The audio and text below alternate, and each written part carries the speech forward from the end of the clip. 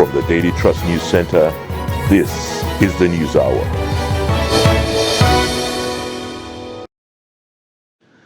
Tonight on the News Hour,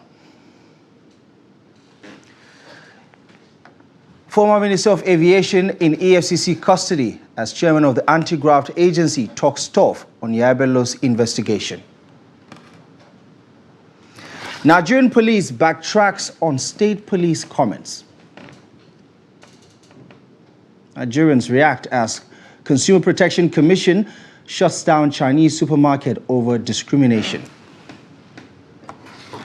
On the foreign scene, 5, including children, died trying to cross the English Channel.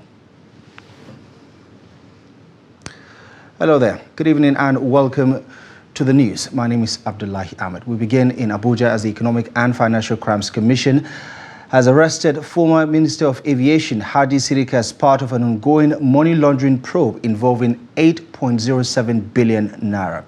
Sirika arrived at the EFCC Federal Capital Territory Command at around 1 p.m. on Tuesday to meet with investigators. The probe revolves around alleged fraudulent contracts awarded to Nigeria Limited, a company owned by the former minister's younger sibling, Abubakar Sirika.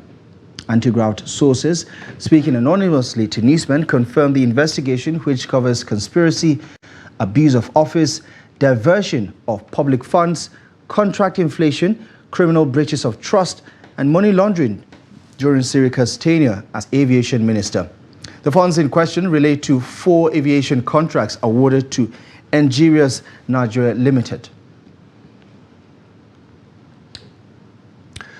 Staying with the EFCC, Ola Olukoyede, the chairman of the Economic and Financial Crimes Commission, has unequivocally declared his commitment to ensuring the prosecution of former governor of Kogi State, Yahaya Bello. Now, speaking to journalists at the EFCC headquarters in Abuja, the chairman of the EFCC asserted his determination to see Bello brought to justice. He went as far as stating his readiness to step down from his position as EFCC chairman if Bello is not prosecuted. The EFCC chairman further pledged to hold accountable all those who hindered the former governor's arrest. He also revealed that Yahaya Bello, in one instance, withdrew the sum of $720,000 from the government account to pay for his child's school fees through a Bureau de Change operator, among other alleged financial misconducts. In a poor state like Kogi, and you want me to close my eyes to that? Under the guise of saying I'm being used by who? At this stage of my life, used by who? By who? For crying out loud. I assumed office here. I didn't initiate the case. I inherited the case file. I called for the case file. I called for the report. And I said, look, there are issues here. Do you know on my own, on my honor, I put a call across to him, which ordinarily I'm not supposed to do. Just to honor him as a governor, as a immediate past governor. Sir, there are issues. I've seen this case file. Can you just come? Let us clarify these issues. I'm under camera. He said, sir, I thank you, my brother. I know, but I can't come. There's one lady, I don't know what her name is, maybe a senator, that she learned she had set, she has surrounded the EFCC with over 100 journalists, to come and embarrass him and intimidate him and all kind of stuff. EFCC Chairman Olu Koyede there speaking on ongoing investigations related to the former governor of Kogi State. Now, a tragic incident unfolded in the Marish community of Bokos local government area of Plateau State, where a soldier celebrating his birthday reportedly accidentally discharged his firearm, resulting in the death of a villager. According to a statement by Farmasun Fudang, the chairman of Bokos Cultural Development Council Vanguard, the soldier fired random shots during his birthday celebration at a relaxation center, inadvertently hitting and killing a passerby. Rather than acknowledging the accidental nature of the shooting, the victim was unjustly labeled as a militant along with residents who attempted to assist the victim. The group emphasized that there is a need for swift and decisive action by both the military and the state authorities in apprehending and prosecuting the accused military personnel. They also called for the immediate release of those arrested for attempting to come to the aid of the victim. Meanwhile, Major Samson Zakom, the Media and Information Officer of Operation Safe Haven, assured that the military authorities are addressing the issue with a decision expected imminently. This tragic incident highlights the importance of accountability and justice in such matters as the community mourns the loss of one of its members.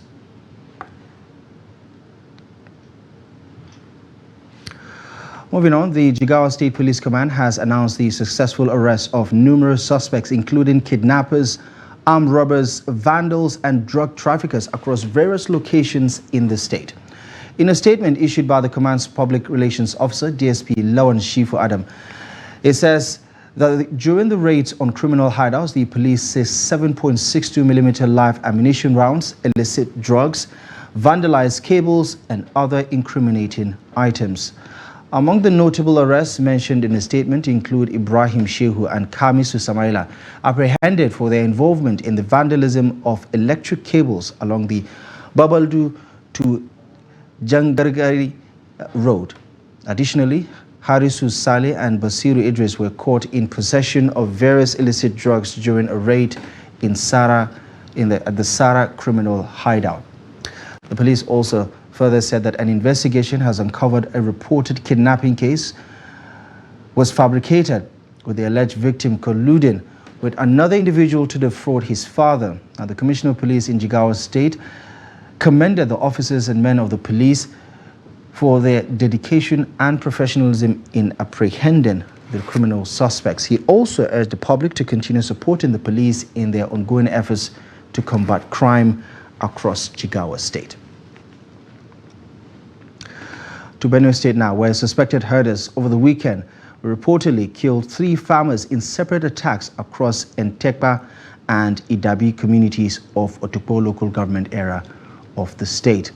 Now, the chairman of Otukpo, Alfred Omaku, said one person was killed at his farm in Entekpa village before the attackers moved on to Adoka Icho, where they killed 2 other farmers at Idabi village. Now, the chairman, who was on his way to the affected communities at the time of filing this report, says Entekpa, which comprises 9 villages, is now completely deserted, leaving the attackers to move freely across the communities. He called for government intervention at both federal and state levels to deploy security personnel to the area to help nip the attacks and address the security challenges.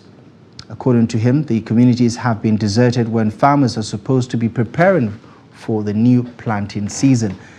The attackers had launched assaults on several communities across Otukpo, Apa, Agatu, Gwa West, Makodi, Guma, Logo, Ukum, Kwande, and Gwa East local government areas of the state, where 18 persons were reportedly killed on March 7, 2024, and later given a mass burial by the Benue State government.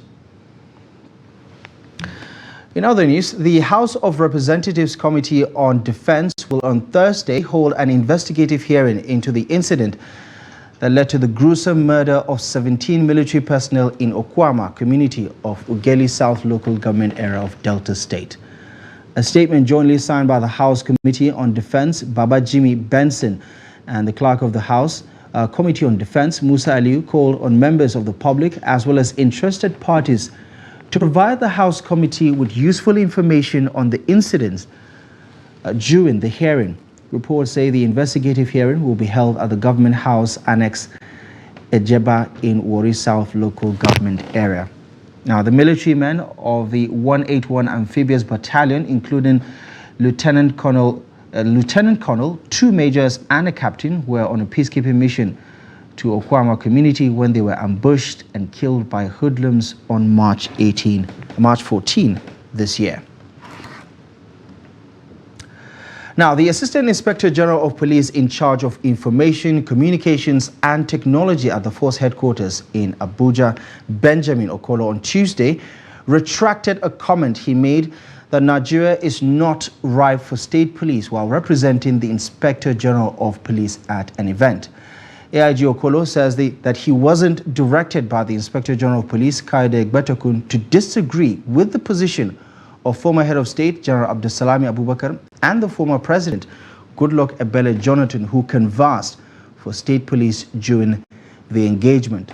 Now, the senior police officer has stated that Nigeria was not mature for state police at a national dialogue on state police that was organized by the House of Representatives in Abuja on Monday. He also proposed that the Nigeria Security and Civil Defense Corps, as well as the Federal Road Safety Corps, be merged to become a department under the Nigerian police. But retracting his comment at a press briefing at the force headquarters in Abuja on Tuesday, AIG Okolo says he only made the comment in his personal capacity to stimulate the discourse and not the official position of the Inspector General of Police nor the Nigerian Police Force. Recall that yesterday, 22nd April 2024, I represented the force at the Conference on National Security and State Police at the Continental Hotel, where I made expression of some opinion inadvertently attributed to the Inspector General of Police. Those expressions are my personal opinion to stimulate discussion. They do not represent the position of the IG nor the force leadership. Thank you for your understanding. Interesting turn of events there. Now, the Federal Competition and Consumer Protection Commission has provided clarity regarding the ownership of the two supermarkets that were sealed over the weekend by the government in Abuja. Adamu Abdullahi, the acting executive vice chairman and chief executive officer of the commission, addressed the situation in an interview with Trust TV News. The action to seal the supermarkets followed allegations of discrimination against Nigerians by the Chinese establishments. Noel Sampson tells us more. Contrary to reports making the rounds that both supermarkets are owned by foreigners, the acting executive vice chairman of FCCPC clarified that only one is owned by a foreigner, adding that the owners of the second supermarket, who are Lebanese, had already nationalized and are now Nigerians. He also updated Nigerians on the case. You saw what went viral. This complaint about the fact that since January, this shop has not allowed any Nigerians into both the supermarket and the restaurant. Unfortunately, the owner found it more convenient to just lock up the place and leave. And all efforts to reach her, despite the fact that we got her phone number, we got her contacts from the facility managers there, was in vain. So we were left with no option than to stick the summons, just the summons really that was stuck on the gate of the shop, asking the management of that shop to come and meet us tomorrow at 11 a.m. If they don't come, that's when the sealing action can now take place. What we found out was, we normally go on spot checks just to find out whether things are going on correctly or not. So I was called in because they found out that Amigo was selling Stallion brand rice as well as cup rice. Stallion Group, as we all know, wound up its services in Nigeria in 2018. In the course of our investigation, we also noticed that they have a lot of products whose expiry dates have been tampered with. And that's not allowed. Every reason why consumer should know what the expiry date of the product is. So obviously, those products must have expired. We went ahead, evacuated both the rice and the expired products. And these are now in our own stores. And we also sealed their warehouse so that they cannot have access to more of the goods and they cannot sell to well-meaning Nigerians. He also spoke on what Nigerians should do when sharp practices are detected. Tell us whatever infractions they find happening in both the formal and informal markets.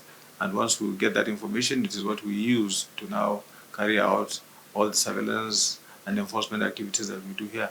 We encourage people to come and tell us whatever they find out, and we give them our word that nobody would know what the source of information is, but we just go ahead and take action with it. Meanwhile, some FCC residents have been reacting to news of alleged discrimination by the supermarkets as well as government's clampdown. Yeah, I think I'm happy about it here. Also, what they did is right. So you have a supermarket in Abuja, Nigeria, and you are not selling your product to the fellow Nigerians. So that's not right. That's not good. They local. Do they want local? Or they will local. It's not good. At the time of filing this report, All efforts to hear from the owners of the supermarkets were not successful. Noel Samson, Trust TV News, Abuja. In a related development, the owner of an Abuja-based Chinese retail shop, which had faced criticism for alleged barring Nigerians and restricting entry to Chinese nationals, has refuted claims suggesting exclusivity. Liu Bei clarified in a personally signed statement on Tuesday that her establishment is not a supermarket, rather a retail shop aimed at servicing the essential needs of her local community in Nigeria. Expressing her concerns, Liu Bei mentioned feeling apprehensive upon seeing unfamiliar individuals gathering in front of her store. Her response came after the Federal Competition and Consumer Protection Commission issued a summon notice and threatened sanctions following the sealing of her store. This development emerged after Trust TV reported on Monday about the implementation of a controversial policy at the retail shop, purportedly restricting entry solely to Chinese nationals, thereby excluding Nigerians from patronizing the establishment. Health experts have convened in Kano to tackle the issue of poor immunization across Nigeria's northwest region. Trust TV correspondent Idris Jibrin reports that the vaccine hesitancy and inadequate immunization efforts have over the years resulted in the untimely deaths of thousands of people throughout the region. Here's report. For the last century, vaccination has been the key to preventing childhood illnesses and improving the lives of society. But Nigeria has been left behind in terms of vaccine acceptance and coverage, a challenge that requires urgent attention for improvement, especially in the northwest geopolitical zone of the country. Our best period was in the late 80s and early 90s when Professor Olukoya Ransom-Kuti was the Minister of Health. That was when the country attained nearly 80% vaccine coverage of all children eligible for vaccines, and almost 100% for BCG at that time. Unfortunately, we have been sliding backwards and backwards to the extent that now we have just about 30% coverage across the country. These health experts and their social media influencers were brought together across the Nigeria's northwest region to brainstorm on the problem of immunization in such a way as to improve the health condition of mostly women and children across the region. In the southwest, I think they have the highest, almost 70-80%. But in the northwest here, our zone, coverage is just about 25% in terms of childhood immunizations, the 5 key immunizations that you have. According to these experts, the problem of infrastructures resulting to difficulties in accessing healthcare services among mostly the rural population of Nigeria, government negligence and poor awareness are largely responsible for vaccine hesitancy across northern Nigeria. Immunization saves life.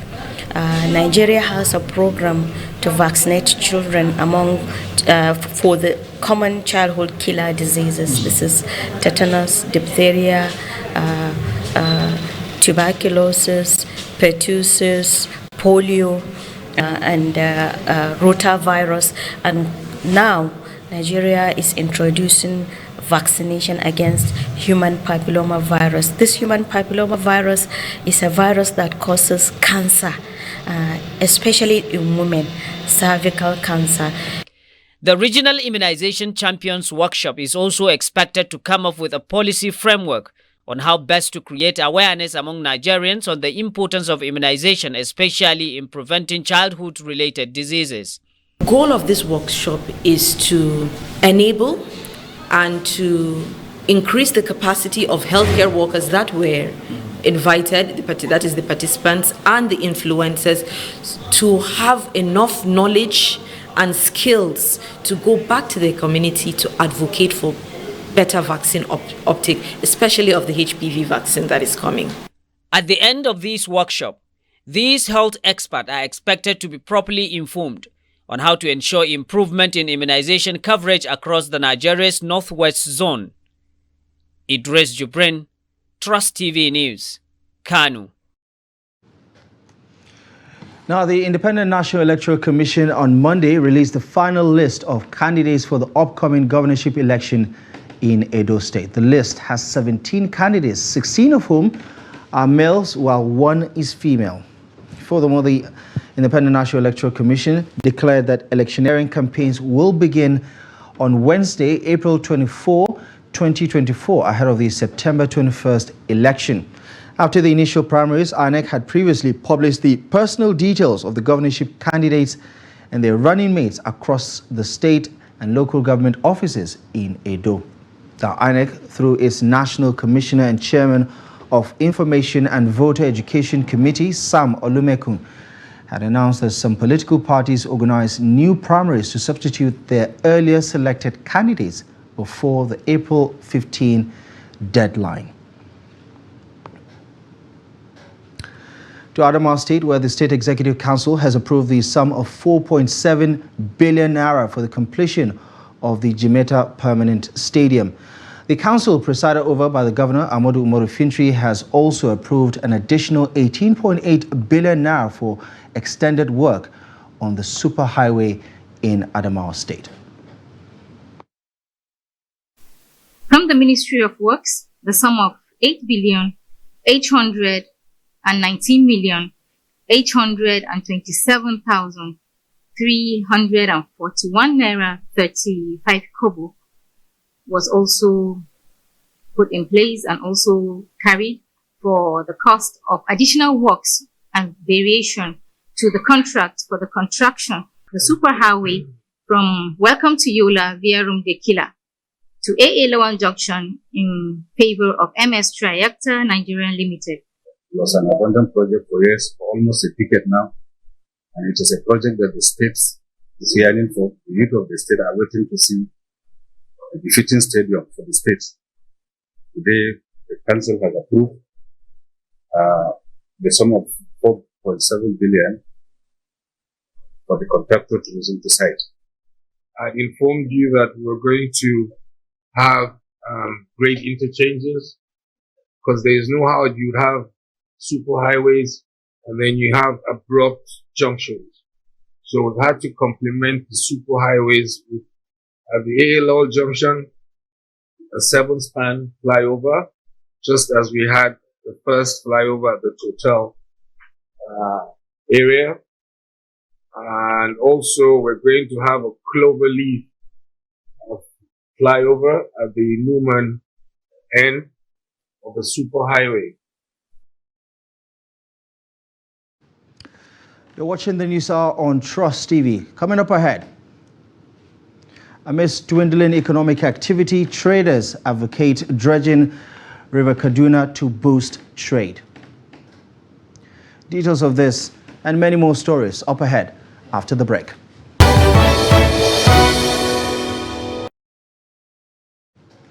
Welcome back to the news. Thank you for staying with us. Let's take another look at our top stories.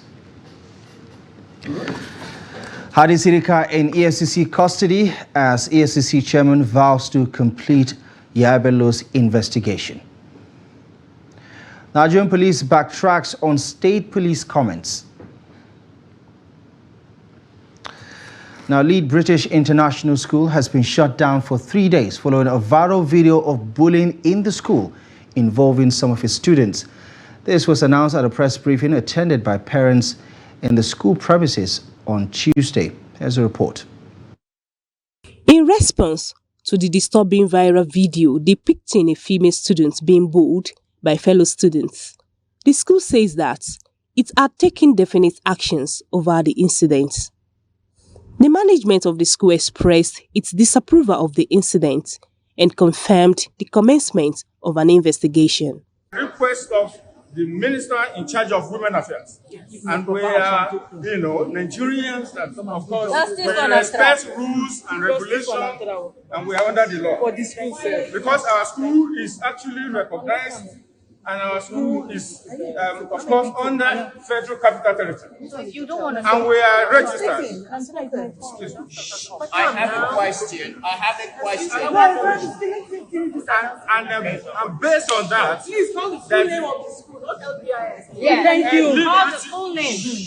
Yes. Lead British International School Abuja is hereby shut for 3 days. There was outrage on the social media following the circulation of videos showing a female student from the school being harassed by fellow students in what appears like an interrogation section. The victim was assaulted several times by another female student in the presence of other students who appeared to be privy to the action. Many have condemned the actions seen in the videos and urged the school authorities to discipline those responsible. The bully in the video has tendered a public apology as the school management continues its investigation into the matter. I'm sincerely sorry for what I did to Namtira. I'm also apologizing to all you people outside. I'm sincerely sorry. I wish this never happened. Bullying has become an increasingly disturbing phenomenon among schools across the country as stakeholders advocate efficient supervision and management to mitigate it. Apologies if you find some of those images distressing. Now, fishermen, farmers, and collectors and other traders who rely on the Kaduna River for their livelihoods have expressed concern over the impact of climate change and irregular human activities on the river. They highlight that the reduction in the water level, particularly during the dry season, has significantly diminished the resources they derive from the river. Trust TV's Bello Musa, who visited the banks of the river Kaduna, reports on their plea for the dredging of the river to enhance its productivity. River Kaduna is a tributary of the River Niger and stretches over 500 kilometers.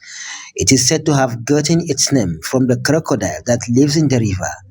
The river has been a source of livelihood for many people. However, the present condition of the river is affecting not only the aquatic life, but the people who rely on to survive.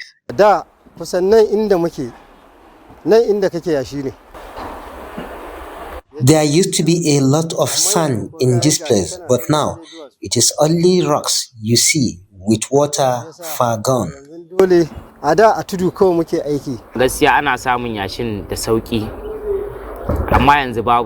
Before now, sand mining was easy, but now we hardly get it. We used to mine 10 bots of sand per day, but now we hardly get 2 or 3. Besides sand collectors, fishing activities have also been affected due to the condition of the river. Things have really changed. Most of the species of fish we use to get from the river have disappeared because of the refuse that is being dumped in the river. This wasn't the practice before. Plastic waste is affecting the river.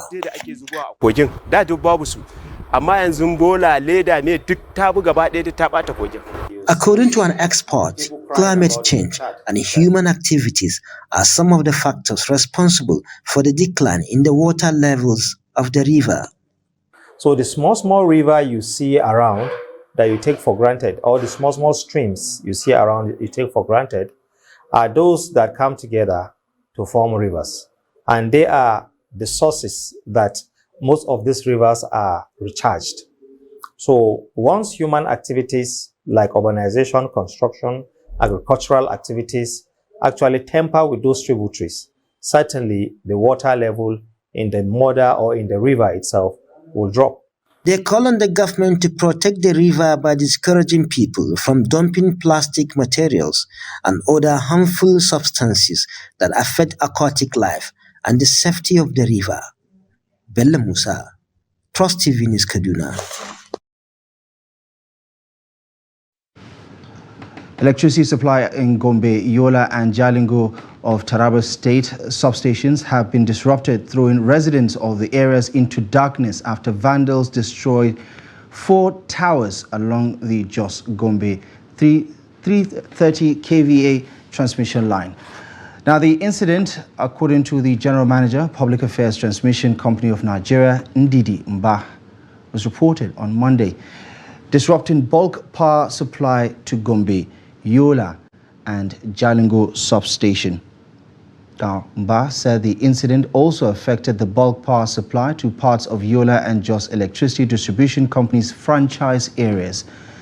To mitigate the effect of the incident on electricity consumers affected by the incident, the TCN said it is trying to first backfeed Gombe through its 132 kV transmission line from Bauchi and subsequently Ashaka, Potiskum, Damatru and Biliri as well as Savannah.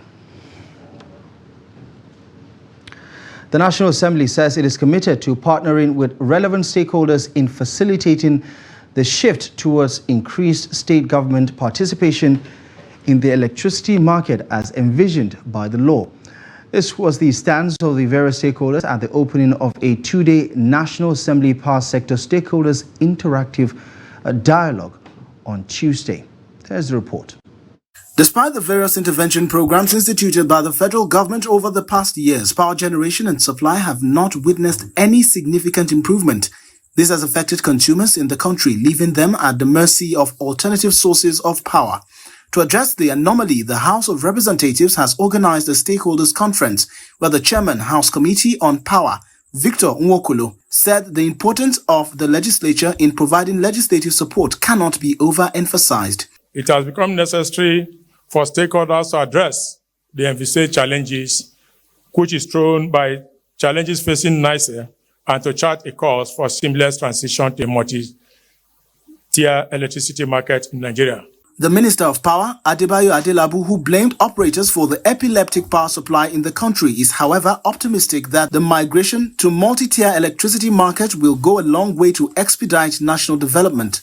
The short-term issues that we have in the power sector is actually the direct responsibility of the operators, while the regulators and the ministry are supposed to compel them to optimal performance. According to the minister, the huge debt in the sector, activities of saboteurs and cartels remains concerns that must be addressed. So gas segment is very key in terms of the quality of gas, in terms of the quantity of gas, in terms of the pipeline and the gas operators. The group managing director, Sahara Power Group, spoke on grey areas affecting the sector. If the industries are working, employment is created.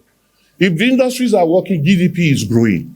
If the industries are working, all of us ultimately will benefit from those industries. Tax will be earned and the rest of them. Let's start with industries. The Speaker of the House of Representatives, Tajuddin Abbas, is also optimistic that the migration process will ensure enhanced efficiency and improved service delivery across board. The government's objective is clear: to foster a resilient, efficient, and sustainable power sector capable of supporting our nation's ambitious economic and development goal.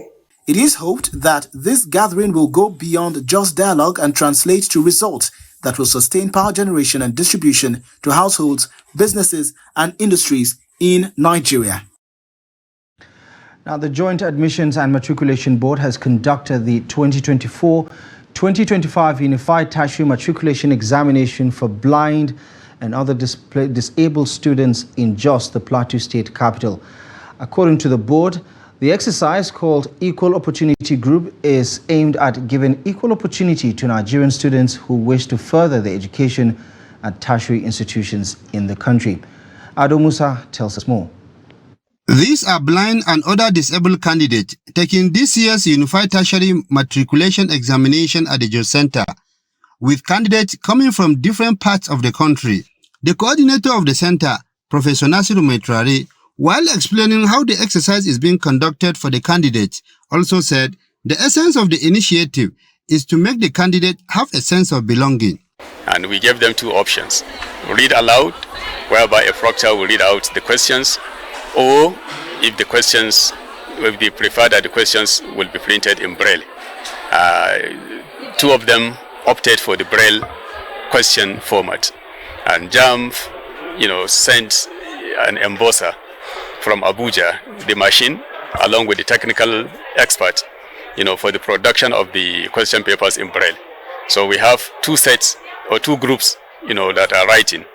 One group is the normal or the usual read aloud mode, while the other set, it's actually writing the exam directly from the printed Braille questions. Some of the candidates said they were happy to participate in the exercise. First, I would love to give kudos to the men our father, who is Professor Ishak, the JAM registrar, because they have really conducted this very well, starting from the registration up till the day we've come for the main exams. So we give kudos to the JAM officials and to each and everyone that contributes for the success of the exam. Very happy, very, very happy to partake in this JAM exam this year. It has been my dream, and as a visually impaired person, I believe education will really help me, since I cannot go back to other like being a mechanic or being a bricklayer. But with education, I can do a lot of things. I can be a lecturer, I can be a lawyer. Okay, so I am so happy to partake. A welcome development, and I give him kudos. And also the measures he has put in place so that the exam will be seamless for persons with disabilities. Like we have options for us to either read through Braille or for the questions to be read to us aloud. So I appreciate JAM for that effort, and we really commend Professor for his vision concerning persons with disabilities. The exercise is specially organized for candidates with special needs, such as blind, individuals with Down syndrome, albinos, among others. Ado Musa, Trust TV News, Jos. In other JAM-related news, candidates who have written their examinations in the ongoing 2024 Unified Tertiary Matriculation Examination in Lagos State have lamented delayed timing in the conduct of the exercise and poor network service. Dotun Omisakin gives more details on this development. In a chat with Trust TV, the candidates expressed their concerns over network glitches while accessing computers. They also said that they started behind the scheduled time of 9 a.m. We asked to come around 9 o'clock. We were there. Some people were there around almost 9. 9 have not gotten to the time, so they have gotten there. My challenge is that they asked us to be there by 9. Do you know that we start, when they asked us to go to the hall, we waited for 1 hour 30 minutes before we start the exam, and we were meant to start the exam by 9 o'clock. We started the exam by 10:30, which not supposed to be like that. Challenge I faced here is number one, due to the connection issue. That's the only challenge I can say I faced, because the network was not that really good. Was not really good. So we will beg the government and will plead that for those coming next year to write their exam, the government should please do something about the network issue.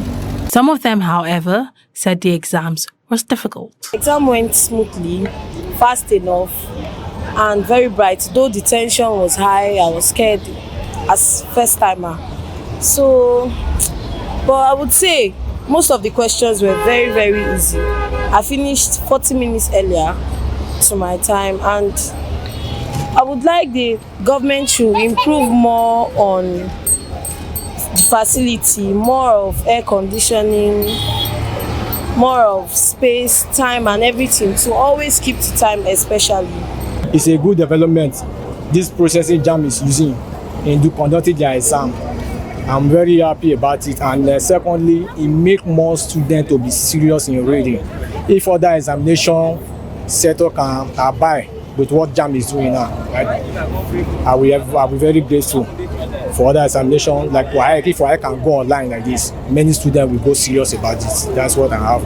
And in terms of challenges, there's no how one or two challenges may become. Because anything computer, you must, because of the network issue we have in Nigeria, there must be challenges. No matter, even though they have been doing it for many years, there must be challenges because of our network problem we have in this country. To me, it's a good development, and I'm very happy about it. Candidates are calling on the Joint Admission and Matriculation Board to improve on network infrastructure and create better environmental conditions. Now let's take a look at today's latest in business with Yusuf Akogu.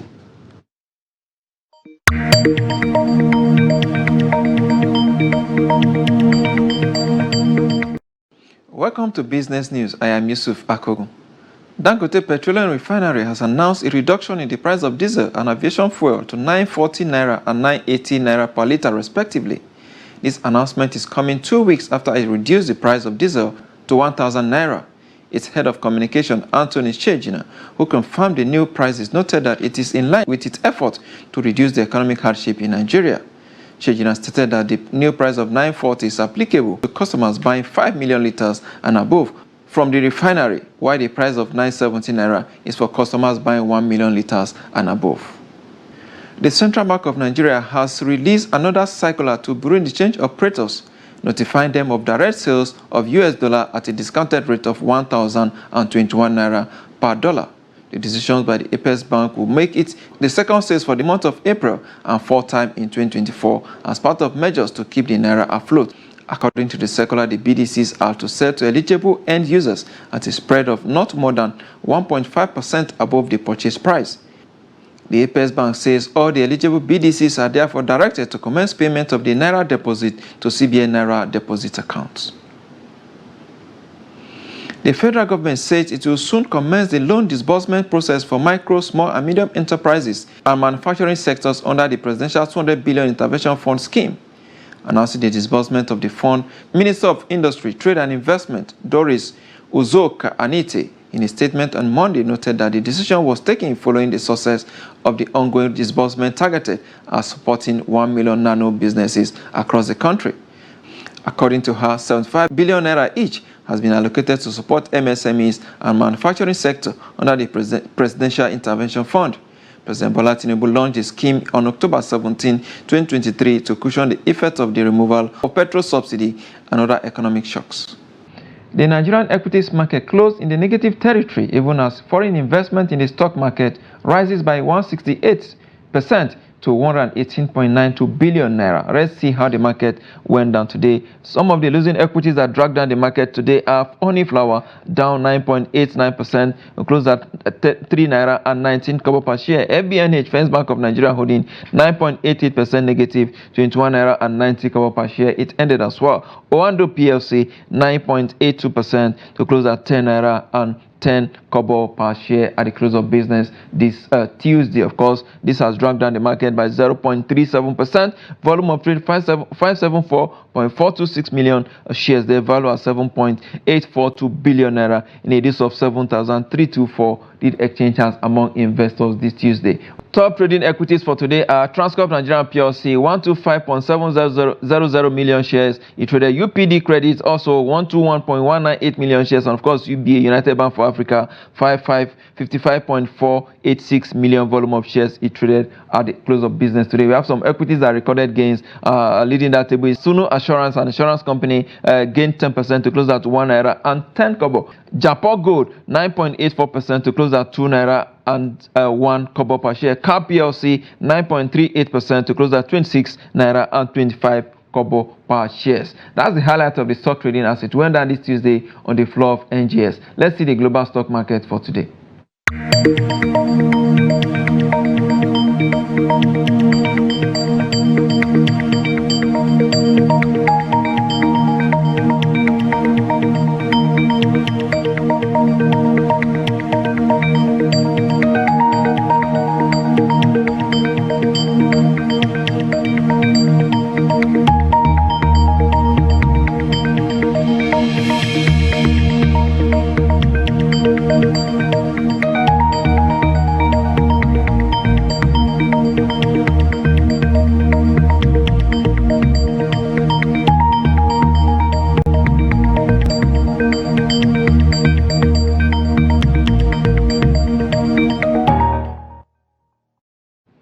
Now to the FX market. Naira remains stable in both official and parallel market as analysts doubt the sustainability of the current trend in the FX market. Let's see today's market data.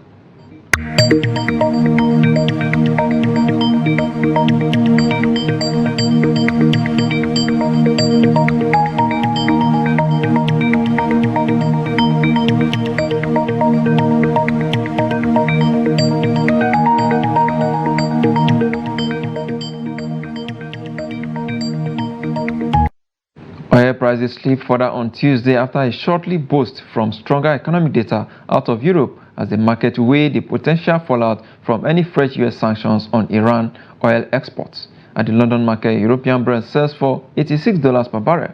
For the pay basket, price steadies at $87 per barrel. And that's business. I am Yusuf Akubu.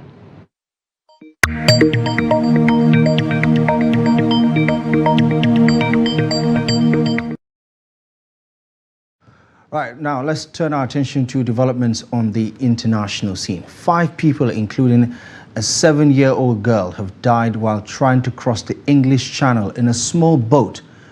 French officials say the small boat set off in the early hours of Tuesday from a beach in Wimereux, northern France. Now, the boat was heavily laden and carrying more than 100 people, according to the French Maritime Prefecture for the Channel and the North Sea. In a statement, it added that the boat appeared to get into difficulty after passing a sandbank, prompting rescue efforts. The incident comes as the UK's Parliament passed the Prime Minister's flagship Rwanda bill after months of wrangling. It will see some asylum seekers sent to the East Central African country to have their claims processed. The bill designates Rwanda a safe country, but the plan is fiercely criticized by opposition and right groups. UK Prime Minister Rishi Sunak says the incident serves as a reminder of why he wants to deter people smugglers.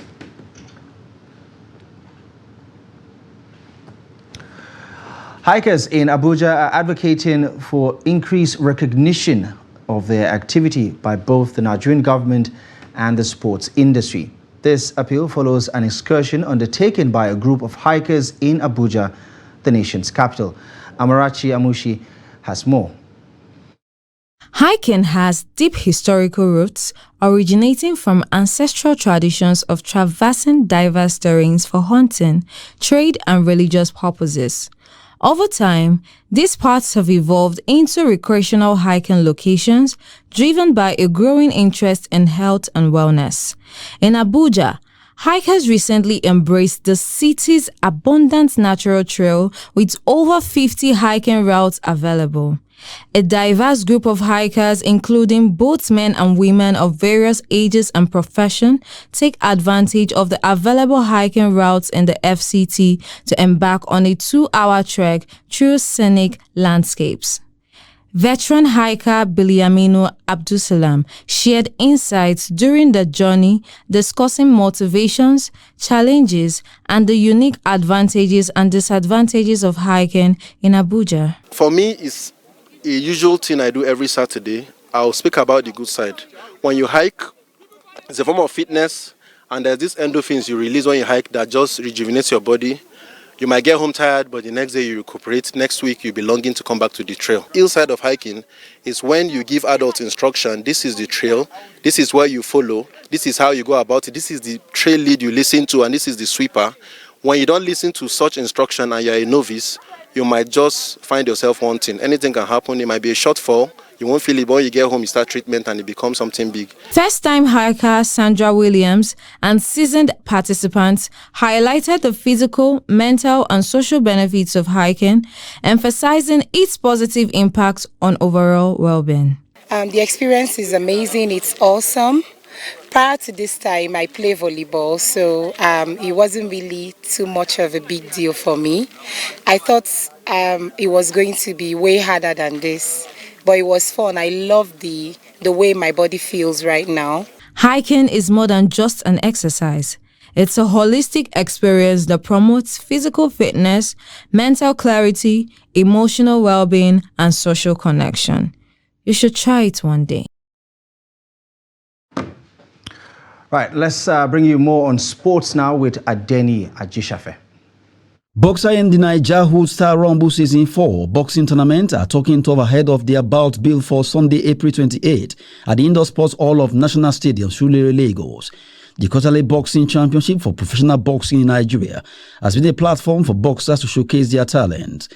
Isaac Chukwudi will battle Abidemi Rabiu in the welterweight division with Sarumi Rilwan locking horns with Ali Shoaibu in the lightweight category, while Adeni Notohi will go up against Yusuf Adam in super featherweight bout. Boxing promoter Kudus Adesina said the platform is to showcase boxing talent in Nigeria with a view to develop them. This is why we decided to bring more sports so that the younger ones could gain out from it and they could have ambitions that, for the ones who love boxing, they could have ambitions that this thing they can do it and they can keep doing it more and more.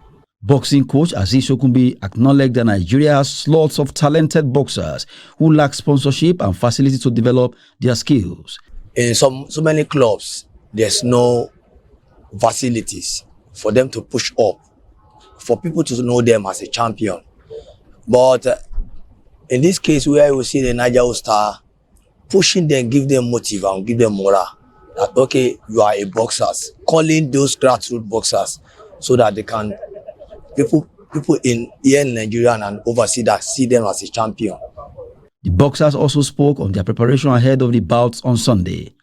Normally, I've been training hard for the fight, and I believe that I'm going to win the fight. So everything's on God.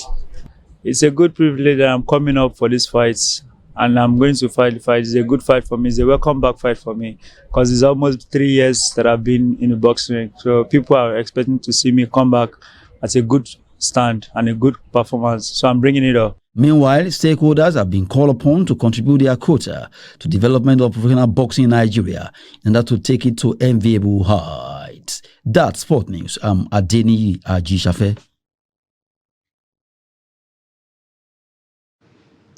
Well, that's the size of our package for you tonight on the News Hour. Thank you most kindly for joining us. As always, we encourage you to follow us across our social media platforms to keep up with our contents across our various social media platforms. Also, check out our website, trusttv.com, for the latest news and documentaries. My name is Abdullahi Ahmed. From myself and the rest of the team, thank you for watching the news and good night. The Daily Trust News Center, this is the News Hour.